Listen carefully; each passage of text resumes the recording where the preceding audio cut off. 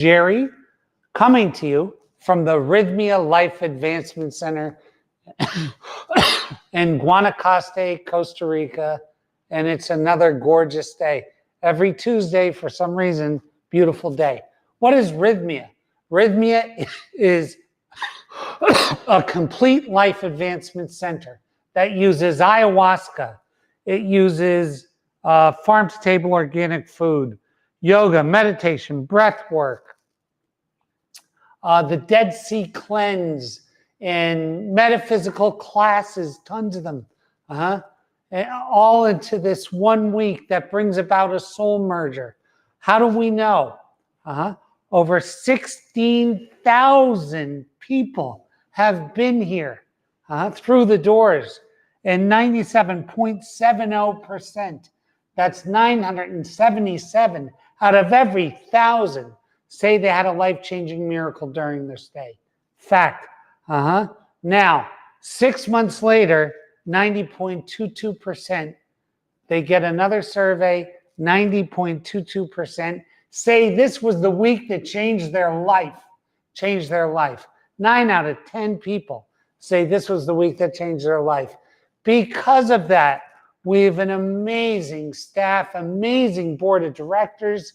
You know, just on my board of directors, you got to take a look. I got Jack Canfield from Chicken Soup of the Soul, Michael Beckwith from Agape, Martin Luther King's son, Martin. I have Cesar Millan, the dog whisperer. We have Ron White, the comedian, Kelly Slater, the surfer. All these people, Tony Coe from the Forbes 100. All these people came here, were so moved by what happened, they wanted to do something more and become a part of it. Amazing stuff. Amazing.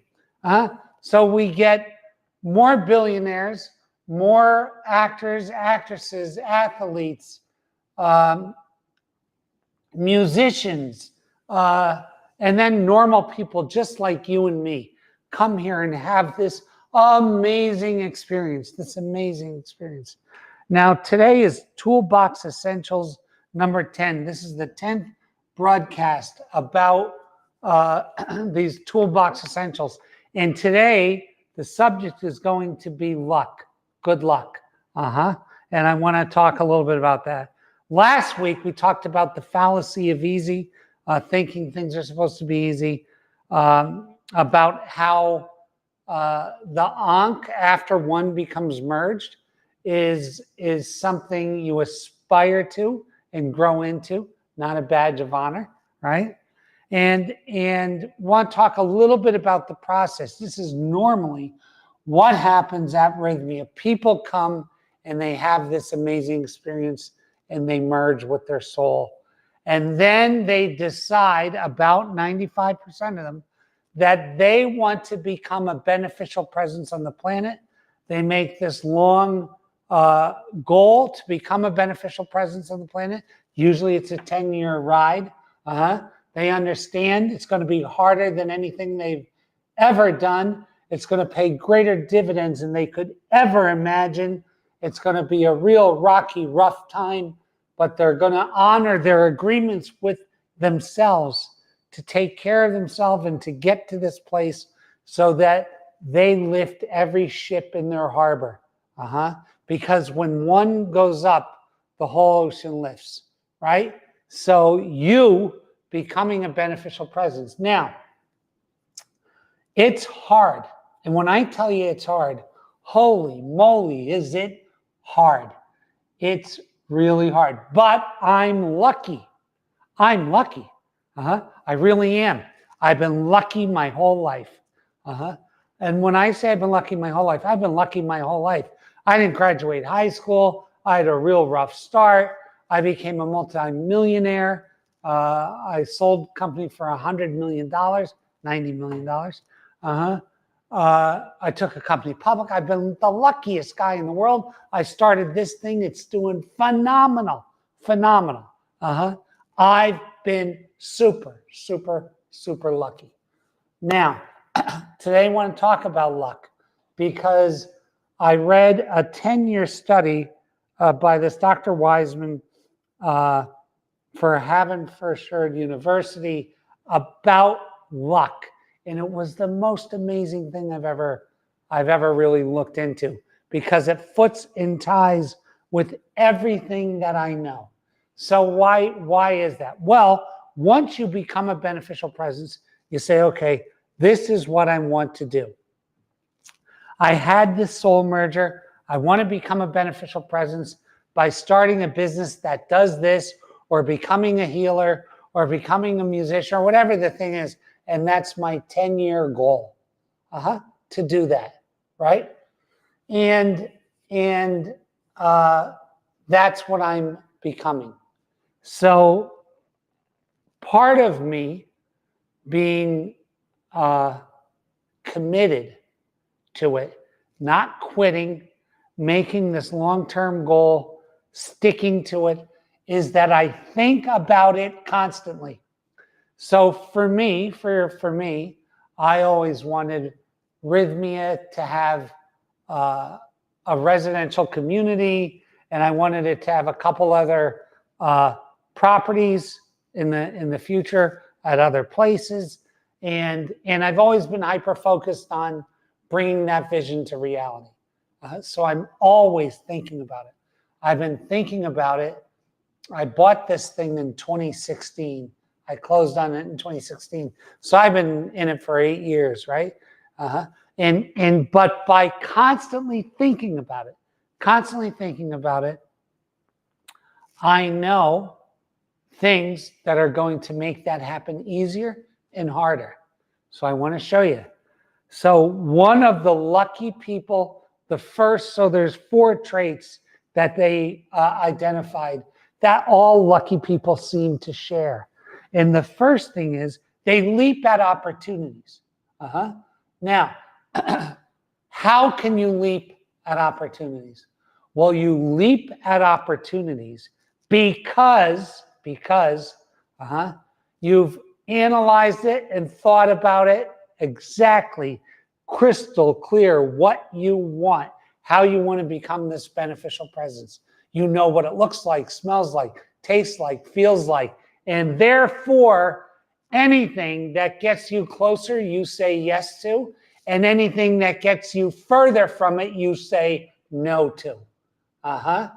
So what you're going to do is you're going to say no a lot more than you're going to say yes. But when you say yes, you'll say it quickly and with conviction, because you already know. So to the outside, it looks like, oh, this guy just leaps at opportunities. But what he's really done, or she's done, is she's become so intimately familiar with the picture, the completed picture of their beneficial presence, that they know what gets them there and what doesn't.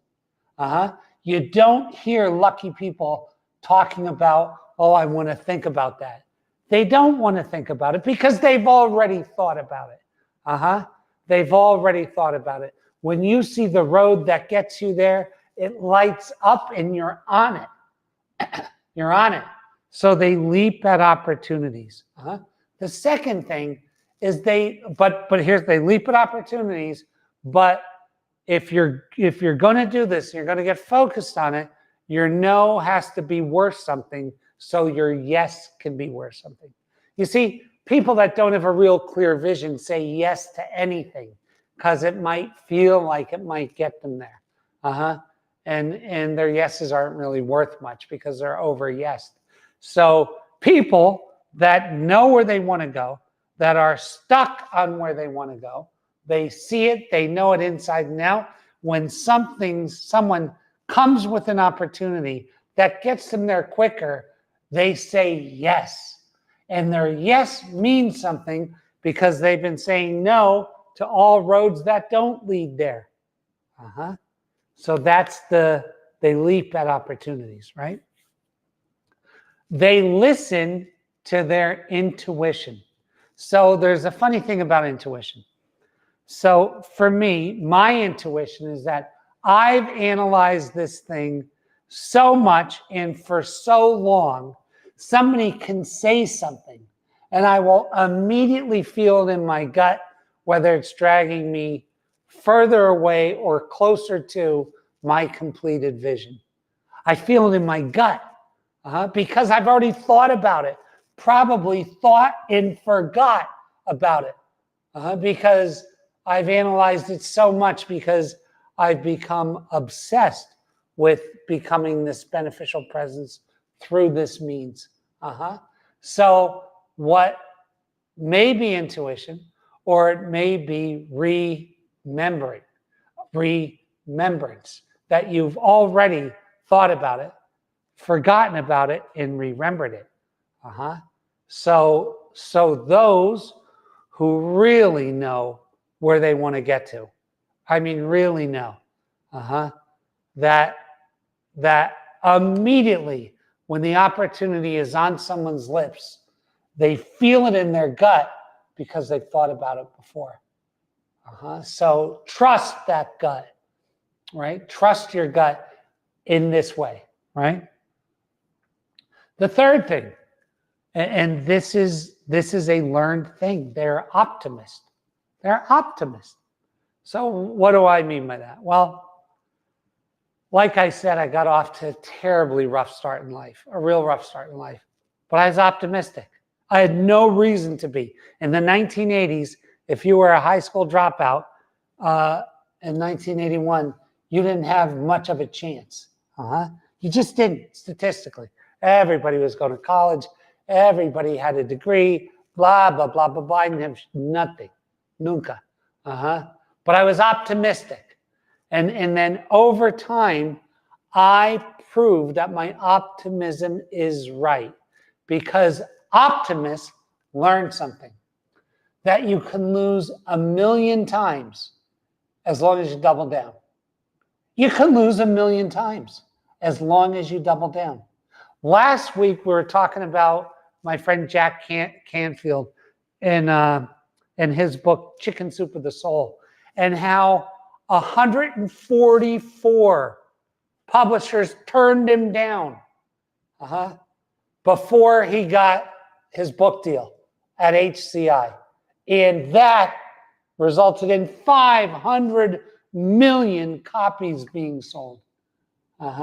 So optimists learn that they're only one more move away from success. So if rythmia were all taken from me, I'd lick my wounds and I'd start one again in a year. Because it's only temporary for me, because I don't quit. So I just keep going, keep doubling down.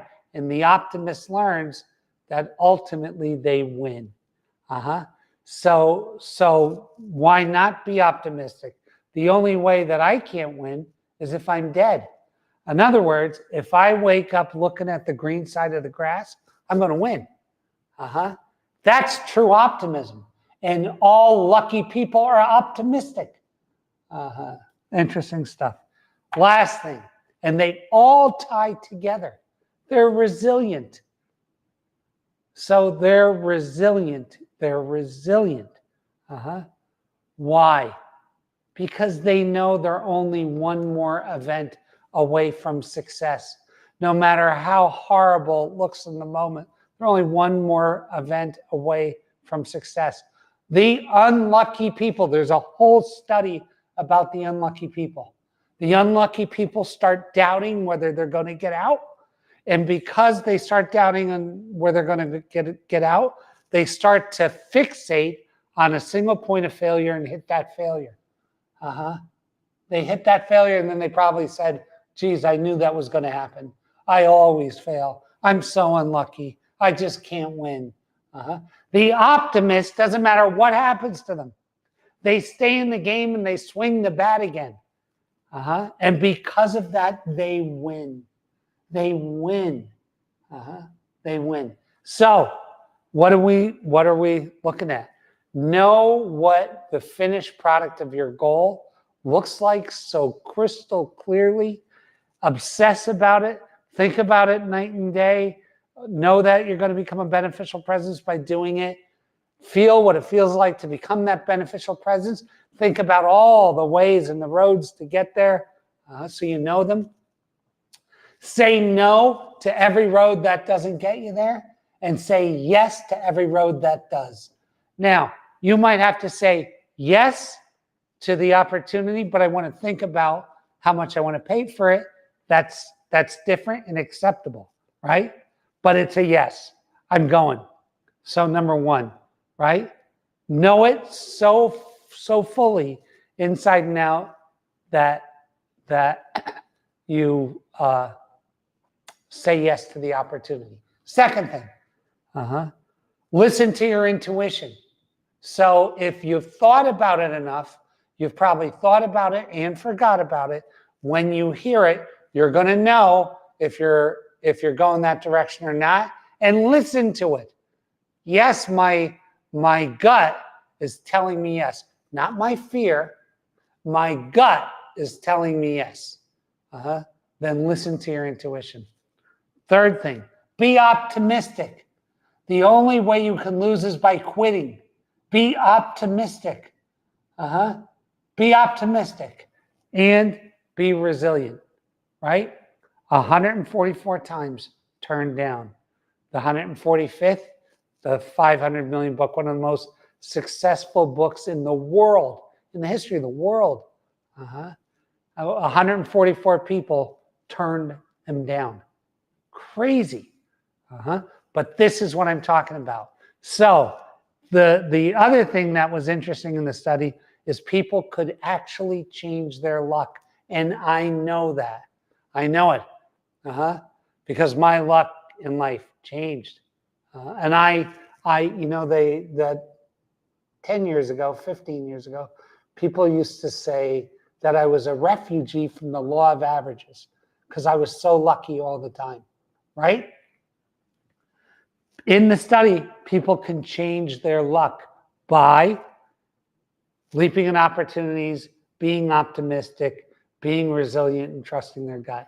Change your luck, but the overriding thought is I am a lucky one. I am a lucky one. And I am a lucky one. And so are you. Once you decide you're a lucky one. So good luck. Have a beautiful week. God bless you. God keep you. God hold you. I have 2 books out, Truthonomics and Blank the Moon Said. Please, please come to Rythmia. Experience what all these people are talking about. Come and see it yourself, and then be a beneficial presence and really start participating in life. Until next week, see you then.